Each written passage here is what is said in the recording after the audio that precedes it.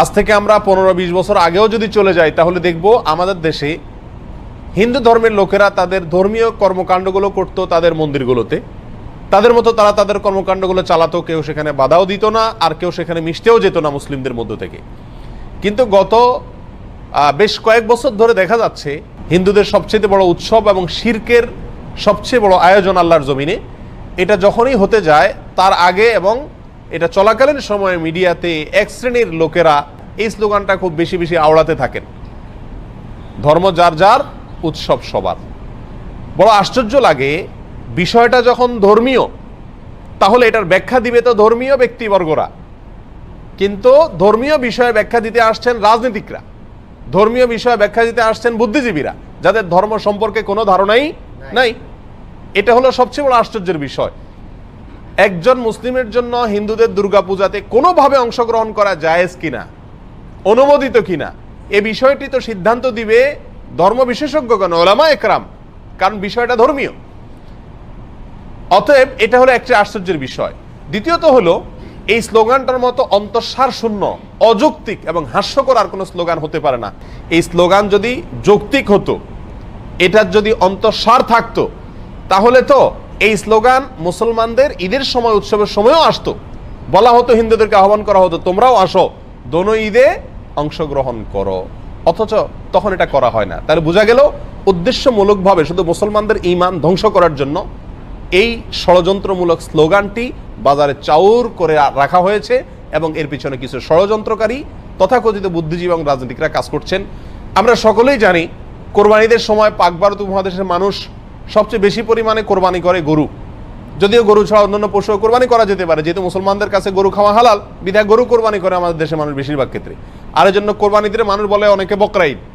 বকরা শব্দ বাকারা আরবি, বাকারা মানে গরু, সেখান থেকে বাকরা ঈদ বলে বা বকরি ঈদ বলে। তো বাকারা বা বকরি আরবি গরু থেকে, তার মানে গরুর ঈদ, ঈদটাই হলো গরু জবাই করা, গরুর গোশত খাওয়া, বিতরণ করার উৎসব। তাহলে সেই কোরবানির ঈদে যদি হিন্দু ধর্মের লোকদেরকে আহ্বান করা হয় যে তোমরা আসো গরুর গোশত খাও, তাহলে এটা তাদের জন্য অপমানকর হবে কিনা, তাদের জন্য কষ্টের হবে কিনা? কারণ তারা গরুকে পবিত্র মনে করে, গরুকে মা মনে করে, গরুকে পূজা মনে করে। সেখানে গরুর গোশত খাইতে যদি আসতে বলা হয়, তার মাবুদের, সে যাকে ইবাদত করে, পূজা করে, তার গোশত খেতে তাকে যদি আহ্বান করা হয়, তাহলে এর চাইতে বড় অপমান আর কষ্টের কি হতে পারে? এই কারণেই কোন রাজনৈতিক বা তথাকথিত বুদ্ধিজীবীদের কেউই আহ্বান করে না হিন্দুদেরকে যে আসো মুসলিমদের সাথে উৎসবে সামিল হয়ে যাও, কারণ উৎসব সবার। কেন? কারণ একজনের ধর্মীয় ইবাদত, একজনের ধর্মীয় উৎসব আরেকজনের জন্য বিপরীত হতে পারে। একজন মুসলিম নগণ্য থেকে নগণ্য, সাধারণ থেকে সাধারণ মুসলিমও জানেন যে ইন্না শিরকা লাযুলমুন আযীম, নিঃসন্দেহে শিরক, নিশ্চয়ই শিরক এটা সবচেয়ে বড় অপরাধ। ইন্নাল্লাহা লা ইয়াগফিরু আন ইউশরাকা বিহি ওয়া ইয়াগফিরু মা দুনা যালিকা লিমান ইয়াশা।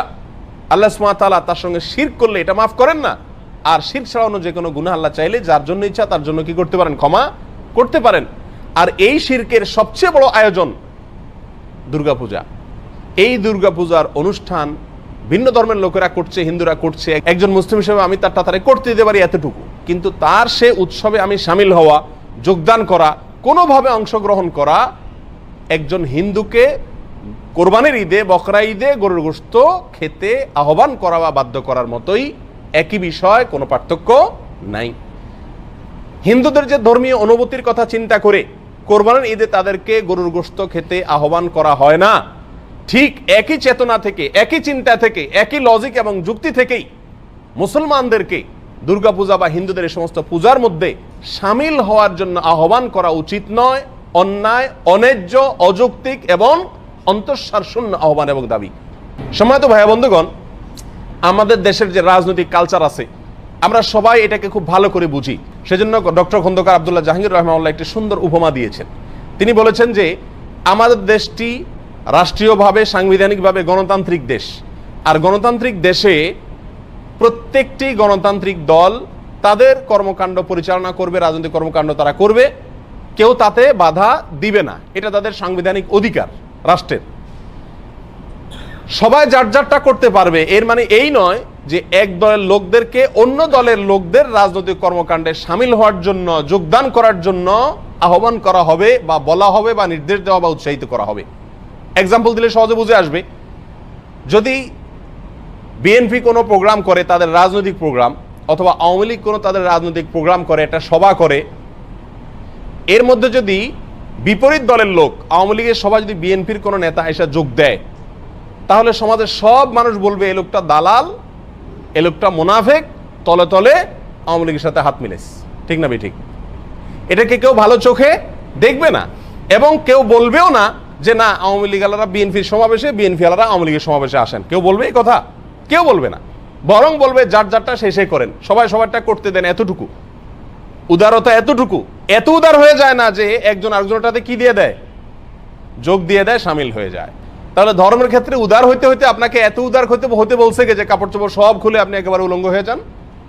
এটা তো উদারতা না, এটা হলো উদাসীনতা। ধর্ম সম্পর্কে, ইসলাম সম্পর্কে এটা হলো কি? পরিষ্কার উদাসীনতা। যে যে তার ধর্ম পালন করুক, বাধা দেওয়ার দরকার নেই। কিন্তু এর মানে তো এই নয় যে আমি মুসলমান হয়ে তার পূজাতে অংশগ্রহণ করতে চলে যাব, সেখানে সামিল হতে চলে যাব, পূজার অনুষ্ঠানে যোগ দেব, সেখানে গিয়ে চেহারা দেখাবো। এটা কোন মুসলমানের জন্য কি হতে পারে না? জায়েজ হতে পারে না। আল্লামা ইবনুল কাইয়িম জাওযী রাহিমাহুল্লাহ তিনি আহকামুজ জিম্মা কিতাবে সুনানে বাইহাকির বরাতে একটি বর্ণনা পেশ করেছেন ওমর রাদিয়াল্লাহু তাআলা থেকে। তিনি বলেছেন মুসলমানদেরকে লক্ষ্য করে যে তোমরা অমুসলিমদের কোনো উৎসবে যোগদান করতে যাবে না, সেখানে কোনো কিছুর জন্য যাবে না। কেন? কারণ যখন আল্লাহর জমিনে কোনো আল্লাহর অবাধ্যতা হয়, শিরকের কোনো আয়োজন হয়, তখন ওই জায়গাতে আল্লাহ লানত এবং গজব বর্ষণ হতে থাকে। ওই জায়গায় গেলে সে লানত এবং গজবে তোমাকেও পেয়ে বসবে, বিদায় সেখানে যেও না। ইবনে মাজার এক হাদিসে আসছে নবী আলাইহিস সালাম সতর্ক করেছেন যে একটা সময় আসবে যখন আমার এই উম্মতের কিছু লোকেরা মূর্তি পূজায় সরাসরি যোগ দিবে, আর কিছু আছে মূর্তি পূজারীদের সঙ্গে মিশে একাকার হয়ে যাবে। আজ তার বাস্তব নমুনা আমরা দেখতে পাচ্ছি। দুর্গা পূজাতে বহু মুসলিমরা চেহারা দেখাতে চলে যায় এবং তথাকথিত উদারতা দেখাতে চলে যায়। পাকিস্তান একটা দেশ, আমাদের একটা দেশ। পাকিস্তান থেকে আমরা পৃথক হয়েছি। পাকিস্তান তাদের জাতীয় দিবস পালন করে, আমরা আমাদের জাতীয় দিবস পালন করি, যে যে তারটা করে। আমাদের দেশে পাকিস্তানের এম্বাসিতে বসেও তারা তাদের জাতীয় দিবস পালন করে, আর আমাদের এম্বাসিও পাকিস্তানের ভূখণ্ডের মধ্যে বসে আমাদের জাতীয় দিবস পালন করে। কিন্তু কখনো কি শুনেছেন যে বাংলাদেশের সরকার বা বাংলাদেশের নেতারা পাকিস্তানের জাতীয় দিবসে তাদের সাথে মিশে একাকার হয়ে গেছে, তাদেরকে উইশ করতেছে? অথবা বাংলাদেশের জাতীয় দিবসে পাকিস্তানের নেতারা যোগদান করছে, উইশ করতেছে, এরকম শুনছেন? কখনো শুনেন নাই। কেন? কারণ উদারতার কথা বলি আমরা, যে যে তারটা করুক, ঠিক আছে, তাই বলে তারটাতে আমার মিশে যাওয়ার কোনো প্রশ্ন ওঠে না, কারণ তার সঙ্গে আমার বিরোধ আছে। বিরোধ থাকলেও উদার থাকবো আমি, সেটা ভিন্ন বিষয়। একজন মুসলিমের সাথে শিরকের সাথে সম্পর্ক হলো সাপে নেউলে। যদি তার ঈমান রক্ষা করতে হয়, তাহলে সে কেউ যদি শিরক করে থাকে বাধা দিবে না, এতটুকু হতে পারে। কিন্তু সেখানে যোগদান করা, সেখানে হাজির হওয়া, উপস্থিত হওয়া, এটা কোনো অবস্থাতে জায়েজ বা যৌক্তিক হতে পারে না। সম্মানিত ভাইরা, নবী আলাইহিস সালাম বলেছেন মান তাশাব্বাহা বিকওমিন ফাহুয়া মিনহুম। যে ব্যক্তি যে জাতির সাথে সাদৃশ্য গ্রহণ করে সে তাদের অন্তর্ভুক্ত হয়ে যায়। আপনি যদি কোনো শিরকের প্রোগ্রামে যান, অনুষ্ঠানে যান এবং তাদের সাথে গিয়ে গা ভাসান, মিশে যান, তাহলে আপনি তাদের দলভুক্ত হয়ে গেলেন। অন্য এক বর্ণনা আসছে যে ব্যক্তি কোন জাতির দল ভারী করে, সেখানে গিয়ে লোক সংখ্যা ভারী হলো, পূজা অনুষ্ঠানে আপনি গেলেন, 100 মুসলমান গেলে 100 জন বাড়লো কিনা, সংখ্যা বাড়লো কিনা, তাদের দেখতে বেশি দেখা গেল কিনা। যে ব্যক্তি কোন দলের, কোন সম্প্রদায়ের, কোন ধর্মের লোকদের দল ভারী করবে, সে তাদের অন্তর্ভুক্ত হবে। কত বড় জঘন্য কথা। আমাদের দেশের এক শ্রেণীর ব্যবসায়ীকে তারা অর্থায়ন করে থাকেন এই সমস্ত পূজার সময়, মণ্ডপ তৈরিতে টাকা পয়সা দিয়ে থাকেন, বিভিন্ন গেট করে থাকেন, তোরণ নির্মাণ করেন এবং লেখা হয় তোরণে এটা অমুক ব্যবসায়ীর পক্ষ থেকে, মুসলমান ব্যবসায়ীর পক্ষ থেকে। আল্লাহ সুবহানাহু ওয়া তাআলা কোরআন কারীমের ভিতরে বলেছেন তাআওয়ানু আলাল বিররি ওয়াত তাকওয়া ওয়ালা তাআওয়ানু আলাল ইসমি ওয়াল উদওয়ান। তোমরা ভালো এবং তাকওয়ার কাজে একে অন্যকে সহযোগিতা করো, অন্যায় আর সীমা লঙ্ঘনের কাজে একে অন্যকে সহযোগিতা করো না। তাহলে শিরকের কাজে যদি সহযোগিতা করা হয়, তাহলে সরাসরি শিরক সম্পাদন করার যে অপরাধ, সেই অপরাধের দায় ওই সহযোগী ব্যক্তিকে বহন করতে হবে।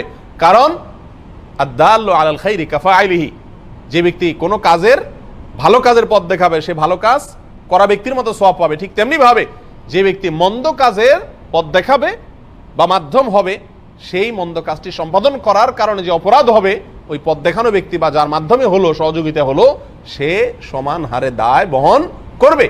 অতএব দুর্গাপূজা বা অন্যান্য কোনো পূজায় কোনো প্রকার অর্থায়ন বা সহযোগিতা করা কোনো মুসলমানের জন্য জায়েজ নাই। এটা সম্পূর্ণ হারাম এবং শিরকের সঙ্গে শামিল হওয়ার নামান্তর। এটা চিন্তাগত, আদর্শগত উদারতা নয়, উদাসীনতা। এটা আদর্শগত উদারতা নয়, দেউলিয়াত্ব। এটা আদর্শগত উদারতা নয়, এটা ধর্মের ব্যাপারে মূর্খতার শামিল। আল্লাহ সুবহানাহু ওয়া তাআলা আমাদের সবাইকে বুঝার তৌফিক দান করুন। জাযাকুমুল্লাহ খাইর ওয়া আখিরু দাওয়ানা আলহামদুলিল্লাহি রাব্বিল আলামিন।